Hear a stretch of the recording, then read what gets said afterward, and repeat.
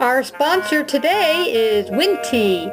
Winty is an aviation-themed t-shirt business designing and printing aviation-related graphics for pilots, aviation businesses, and aviation enthusiasts worldwide. Using DTG direct-to-garment printing technology, Winty can print 1 or 100 plus garments upon request within a reasonably low turnaround time, including customer-submitted graphics. Contact Winty Aviation T-Shirt Art by visiting winty.com today to find out how a custom aviation graphic can be printed for you.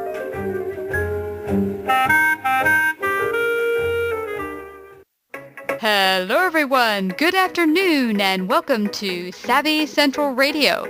This is your host, Christina Nitchman. Each week on Savvy, we host new individuals and business owners, inviting them to share their expertise, dreams, and lessons learned in their field of business. Our guest today is Don Bogle of Nassau Flyers, Long Island's leader in flight training and aircraft rentals. Located in Farmingdale's Republic Airport, Nassau Flyers experienced certified flight instructors train pilots to be the best in the sky by equipping aviators with valuable aeronautic decision-making and airmanship in a well-maintained fleet of aircrafts. Don will share with us what it takes to run a hugely successful business. To find out more about Nassau Flyers, visit flynfi.com.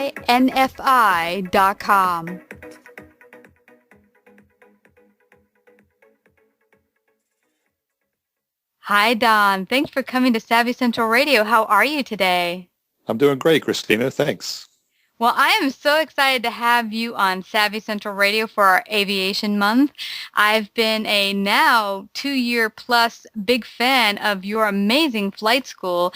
And I have to tell the audience before we get started that I knew Nassau Flyers several years back. I think maybe 10 to 7 years back is when I first came in contact with the flight school before you took ownership of it and completely transformed it to the amazing flight school. It's one of the best in Long Island, I'd say. But you totally transformed it. So before we get started with that story, I'd love if you could just share with our audience a little bit about your story and what brought you to the world of aviation. Well, Christina, I think my story is not so different than so many others, and that is that when I was very young, I had an introduction to aviation. Dad had gotten me a flight probably when I was like 8 or 9 years old, and it always made an impact. As I grew up a little bit, I tried a couple of times to get my private pilot's license, and this thing called life always seemed to get in the way. Eventually, though, when my life settled down and my children had moved out of the house, one of the things on my list to do and to finally accomplish was to get my private pilot certificate. And basically back in 2006, I started flying seriously again and was flying at Republic Airport and got my license. And one thing led to another, meeting a few folks. I got my license, I bought an airplane, and before I knew it, this hobby had kind of gotten out of control on me. Yeah, I can totally see that. And that is the story I think many out there can relate to, because I've had a passion for flying for quite a few years. It might be a little different than a lot of people out there. My passion was derived from the love of travel. I love traveling, but had an intense fear of flying. So you kind of have to fly if you want to get anywhere in a reasonable amount of time. So hence why I decided to go out and try taking some flight lessons to get over it, and it turned into I got the bug, as they say. But a lot of people out there, I'm sure in our audience, especially in this Aviation Month, will listen in and say, I always wanted to take those flight lessons, but I have a wife, I have kids, I just can't do it. And what I like about your story, Don, is you show people out there that it's never too late. When your kids move out or when things calm down, you can get back and go back to the passions you have in life. Well, I think that's amazing, because one of the big questions that people ask is, how long does it take to get your license? And I can tell people that some folks have done it in as little as 4 months, and if you're maybe closer to me, it took 27 years. So most of our people get done somewhere in between there. But the amazing thing is how life-changing it can be once you obtain your pilot certificate. The thing that it enables you to do, it gives you time. You're able to go places that you're unable to go to any other way. You're able to get to places in a time frame that really make a huge difference in the things that you get to experience in life. Yeah, absolutely. And another amazing factor, I would say, Don, is that it really gives you confidence to do, I mean, because for me, one of the greatest fear factors for me was flying. So to be able to control a machine like this and to do it well is a real boost in confidence as a person. Well, the thing about flying is that we are able to basically teach anyone to fly. Hmm. But becoming a good pilot is something that's totally different. And I think that's one of the things that surprises people. Some of them are concerned of their inability to actually be able to handle the aircraft. Hmm. But what's more important, and I think this is one of the things that we have come a long way at Nassau Flyers, is instilling great decision-making capabilities in people to help them become a better pilot as opposed to just a aviator. You know, Hmm. the flying of the aircraft is something that is a skill that people obtain different levels of success at, Hmm. but everybody can become a great pilot with enough knowledge and enough study. Mm. But what's interesting, what you mentioned there, is decision making, because it really deciphers the difference between a okay pilot to a exceptional pilot. Because I've seen a lot of YouTube videos of youngsters getting out there, 18, 19 years old, you just got their pilot license and they're excited and they're being a little reckless with their flying habits, thinking, oh, now I have an airplane, I can do anything. And really, this is not the license so you can go out there and kill yourself. It's the license so you can keep learning.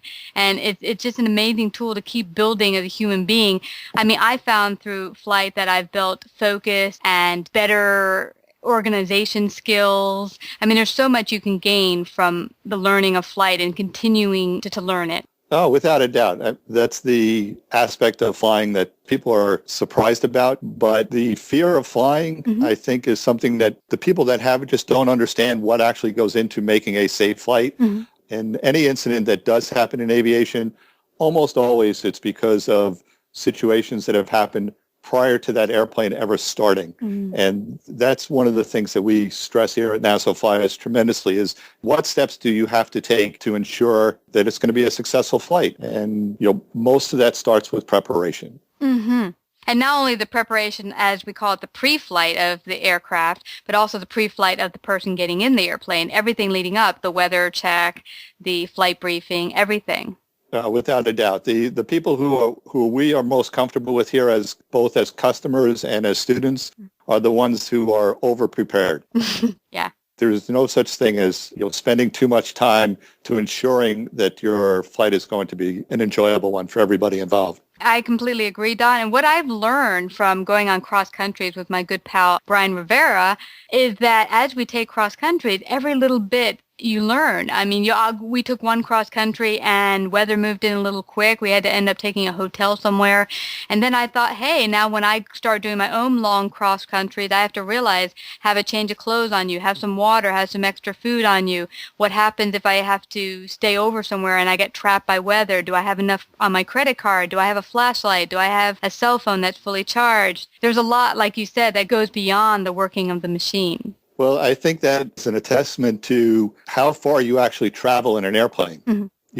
Most of us do our traveling are doing so in a car and you're driving 60 miles an hour or whatever the speed limit is, but there's traffic involved and nothing is a direct line. Hmm. When you travel in an airplane for 2 hours, you're basically can be changing multiple weather systems. Hmm. We look at what the weather will be in our area for the next day or two. Hmm. And when we see that there might be a change 2 days out, we barely even think about it. But if you're flying an airplane for 2 hours in one direction, you've encompassed basically 2 full days of weather, and you need to be prepared for that. And like you say, the things that people need to be prepared is what happens if I get into an airport and I can't get out? What happens if I have to have a change of plans? And those are all the things that we had talked about earlier in Hmm. terms of making a good pilot and just being prepared for those decisions. Yeah, absolutely. And even per se, one time recently, I went out to Montauk Airport and it was just starting to get dark and the light system had gone down. The runway lights would not turn on. And I had to make a call. Do I land now? If I do, I won't be able to take off because it's almost dark and the runway lights are not working. So now you have to choose an alternate. And a lot of times, especially if you're flying in visual conditions, you don't think of choosing an alternate because why do I need an alternate? But here's, like you said, there are times where you should really just always think ahead along your plan. Where do I land if there's a problem here if I need to? Certainly, that's one of the things that makes people a good pilot. The saying is that you hope for the best, but you always prepare for the worst. So Yep. as long as you're doing that, you will be in good state as a pilot. Absolutely. So tell me, I'd love for you to share with the audience, like I told everyone at the beginning, I knew Nassau Flyers before you took ownership of it a couple of years ago, or is it like 4 or 5 years ago now, is it? It's a little over 4 years that myself and originally I had two partners in the business when we first started. Mm-hmm. But Nassau Flyers was started in 1976. So the company has been here for quite a number of years. Mm-hmm. When we were in a position to purchase Nassau Flyers, the concept of what everything that they were trying to do here was still good, but some of the equipment had been run down just a little bit. Mm-hmm. They had not updated their equipment. They had not brought it into the 21st century. We saw an opportunity to basically reinvigorate a business that had been here for a long period of time, had a great reputation, that maybe was starting to fail on that reputation just a little bit. Mm. So when I had purchased it with the two other partners, we saw that there was great opportunity here. What ended up happening is that in a short period of time, I began to realize that I was not the type of person that did well with partners. Mm. And we had come to an agreement that one of us was going to have to purchase the flight school on their own. And it turns out that that was me. And it was a wonderful decision. And it's something I have not regretted for one moment.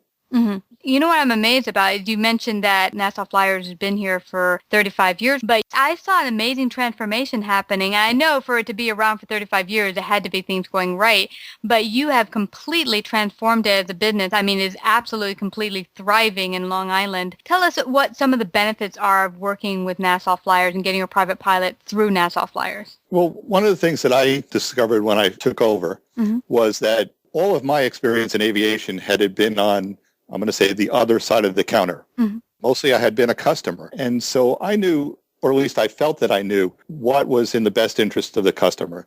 And I took that and tried to instill that at Nassau Flyers. Mm-hmm. And some of the things that we did was we improved the fleet. The fleet that we have now is probably one of the most modern fleets on Long Island. We've upgraded almost every aircraft from the beginning when I first purchased it.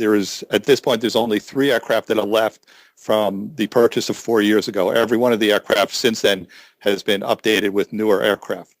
I think that makes a huge difference. Mm-hmm. The other aspect of it is we've put a huge amount of effort into customer service because we realize that for most of our customers, this is a hobby. This is something that they do for enjoyment. Mm-hmm. It's not necessarily, although we do still have people that are going into aviation as a career, most of them are looking for an outlet for pleasure or using it for business or things of that sort. So we put our emphasis on the things that would make that experience more enjoyable for folks. Mm. I think that has really made a difference. The other aspect of it is that the one thing that we do not cut back on at all is the maintenance of the aircraft. We have tried to make everything top-notch. We do added inspections on aircraft. And all of those things help to make Nassau Flyers a better place for people to fly.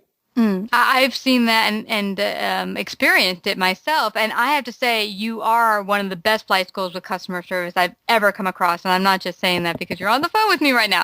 No, seriously, I've been to, when I first got started and wanted to start flying, I went to about 7 different flight schools.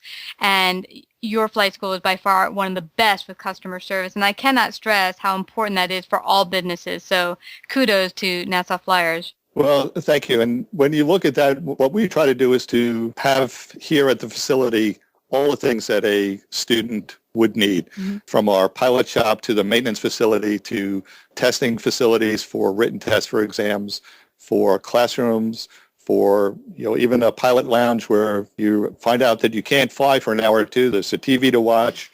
And we try to make everything as comfortable as possible so that people, when they come to Nassau Flyers, they feel comfortable and they don't necessarily want to go home right away. Exactly. Awesome.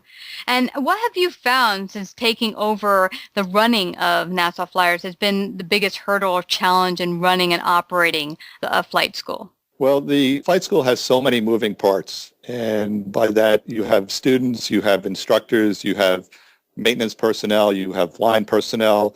We have to deal with fueling of aircraft, all the FAA regulations. I wish I could say that there was one particular area that has been more challenging than the others, but it's a combination of all of those things and managing those together that has been the biggest challenge. And certainly in the beginning, we had some struggles, but over time, the knowledge that I've gained through all those experiences has really helped.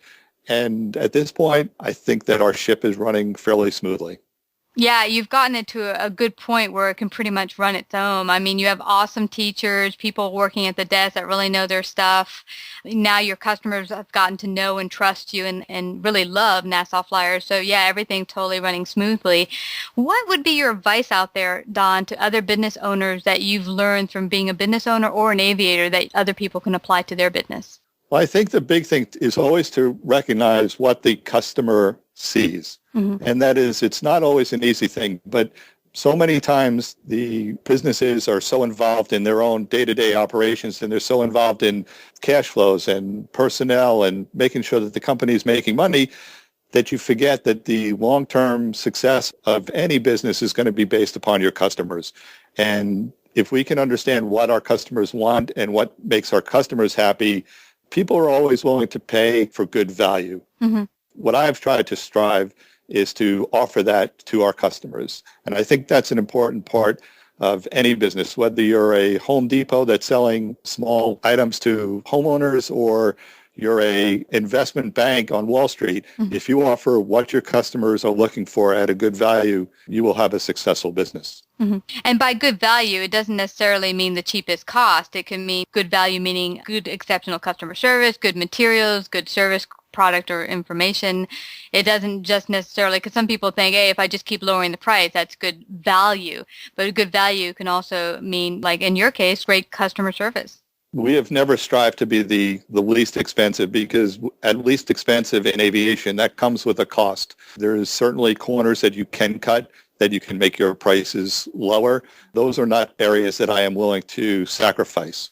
And I have found that our customers are happy paying just a little bit more. We're not the most expensive. We're not the least expensive. But again, we're offering good value for a good product. And that's the sign of a business that will be successful in the long run. Absolutely. And I have to say, there's two flight schools. Like I told you in the very beginning of our talk together, there are two flight schools I checked out some 7 years back that were on the list of not so good ones I went to, and they're out of business today. Two of them had parts falling off the airplane as we were flying it and that sort of thing. So yeah, value is a whole package deal here, not just cost, and you're absolutely correct. What would you say, or what would be your advice to someone out there who wants to get started flying? Biggest thing that I could tell people is that the best time to start is today.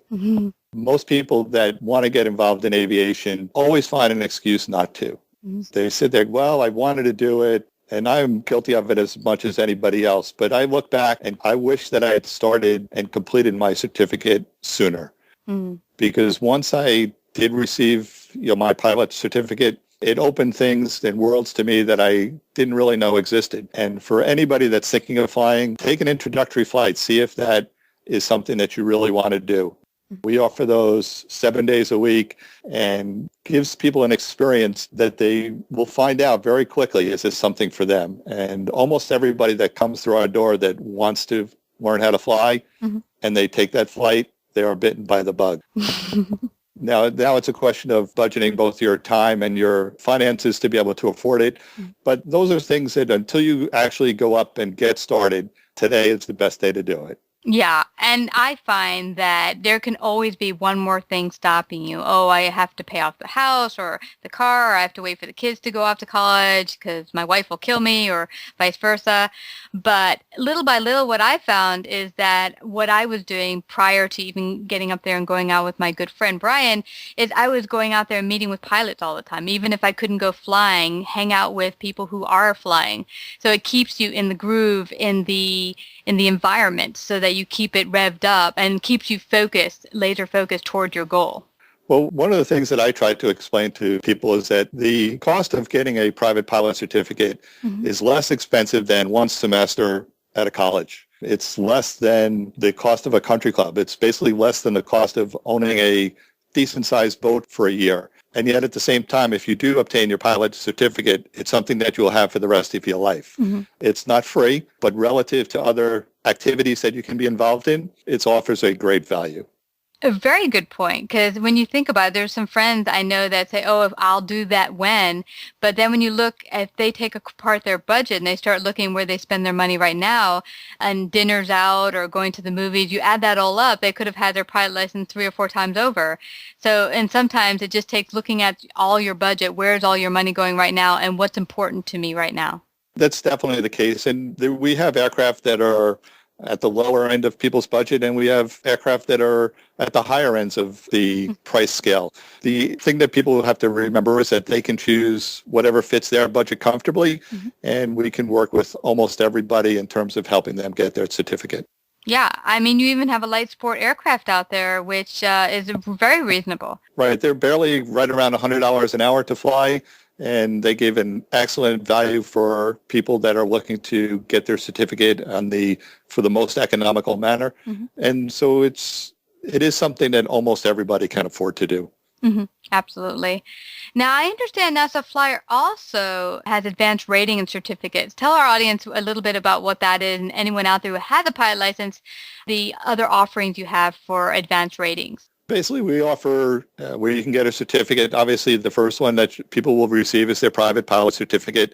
We can get an instrument rating through Nassau Flyers, which is basically an ability to fly through the clouds. You can have a commercial rating, which gives people the opportunity to fly for money under certain circumstances. Mm-hmm. There's a multi-engine rating. We also do tail wheel endorsements in our Aviat Husky aircraft. And we're also a Cirrus training center, which gives people the opportunity either to train in a Cirrus aircraft or to transition into one of the most modern aircraft, single-engine aircrafts out there today. Absolutely. And I know you have on your fleet, you offer it at times during the year, a Texan. We do offer rides in our 1941 Harvard II Texan, and it's a great experience. This is an aircraft that's 70 plus years old and gives people the opportunity to fly something that was really known as the pilot maker, due to the fact that there were about approximately 15,000 of them that were built during the beginning of World War II, and almost every aviator during World War II trained in a T-6 Texan at some point during their career. Awesome. I must one day take a ride in that puppy. It is something that people never forget. Wow. Well, that is on my list, as well as flying one day a P-51, which is my absolute all-time favorite World War II plane. But they are beautiful aircraft, and certainly on an economical standpoint, the T-6 is something that people trained in before they put them into a P-51. Wow. So it gives you a little bit of that experience at certainly a slower airspeed and a significantly reduced cost. That's awesome. So anyone out there interested in that, tell everyone before we get started any further where they can reach out to you and Nassau Flyers. Well, certainly they can find us on the website. We're at flynfi.com. And we're located on the northeast corner of Republic Airport at 1300 New Highway. Our phone number is 631-454-0626. As I said, we're here 7 days a week from 8 in the morning till 6 at night. And we'd love to have you come in and just chat, which we have people come in often. We'll give you a tour of our facilities and our aircraft and give people an opportunity to see if it's something that they would like to be involved with. Yay, awesome. Well, I know from my experience, I've gone to a number of flight schools over the year, and I've come across some of the absolute best certified flight instructors at your flight school. What would you say makes up a great flight instructor? Because you must know you have some of the best on the field. Well, one of the things that I think that helps make all of our flight instructors great is because we have flight instructors that are brand new out of the box, so to speak, and we have some that have tremendous amount of experience. Since we have a team here of flight instructors with different levels of ability, the fact that we have some of our more experienced flight instructors overseeing and taking care of our younger ones gives the experience for everybody that's flying with us the same standard of training. We also have our own syllabus that we follow, that all of our instructors follow, which helps to standardize the training that people receive. But the reality of it is that it's the community that we have developed here at Nassau Flyers that encourages our flight instructors to ask questions and to constantly being improving as an instructor that gives our students an advantage. And you say you have a syllabus on hand that you all follow. Is it stronger or much more tougher than what the FAA requires naturally? Do you add more to it? We do add a little bit more to it. It's one of the reasons that it generally takes a little bit longer to get your pilot certificate with Nassau Flyers than somebody that is trying to get it done as quickly as possible. But our job is to make great pilots. It's not necessarily to make pilots as fast as possible. Mm-hmm. So the things that we have added in or things that we have found over the years and Nassau Flyers since 1976 has used to be successful, it's a syllabus that is constantly changing and we're adapting it to changing technology and changing conditions. And I think that helps our students in the long run. That is absolutely true. So what would you say to someone out there, say they're a pilot, they're thinking of, okay, now I've always thought about being a flight instructor. What would be your advice to them in getting started in that? Becoming a flight instructor is something that does require a tremendous amount of self-motivation in the sense that most of the work that you're going to be doing is on your own. You need to learn how to teach. That's certainly the most important part. But you also need to learn to be a little bit of a psychiatrist with a student because your job is to help them to succeed as in the best manner possible for them. Every student learns a little bit differently, and we talk about that in our flight instructor meetings in how we can help the student learn in a manner that is most suited to them. That's very important because everyone learns differently and learning by different methods, sometimes more auditorily or visually, and at the same time at different tempos. Without a doubt. And that's something that our instructors, I think, have done a pretty good job of adapting to. We're certainly very proud of our success here. We're very proud of the amount of students that we take. And as one of the designated examiners has been known to say, turn them loose on the aviation community. But it's all people that we're very proud of what they have accomplished. Awesome. Well, what do you have planned for Nassau Flyers in the next 5 years?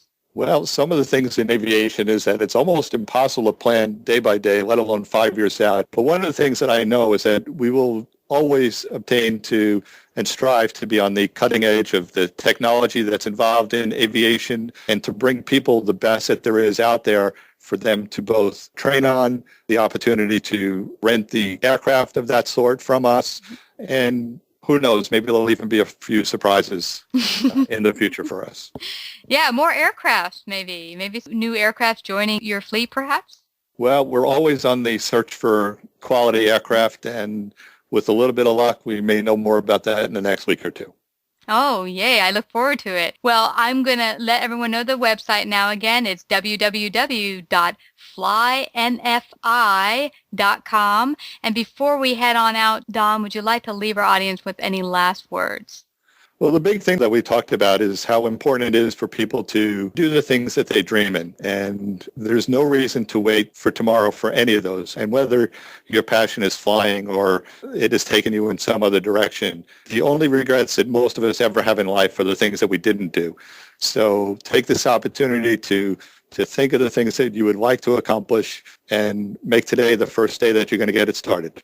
Awesome. That is absolutely incredible and perfect advice to end out our time together. And again, everyone, go to www.flynfi.com today. And thank you, Don, again for coming on Savvy Central Radio. It was wonderful having you. Christina, thank you so much for having me. Join us this Monday, December 2nd at 1 p.m. Eastern for our first episode of December with Cynthia Ann Battino of Transformational Healing. A new year, a new you. A time to reinvent your life in 2014. You'll want to tune into this episode where Cindy will be giving away over $2,000 in savings for her upcoming videos and workshops.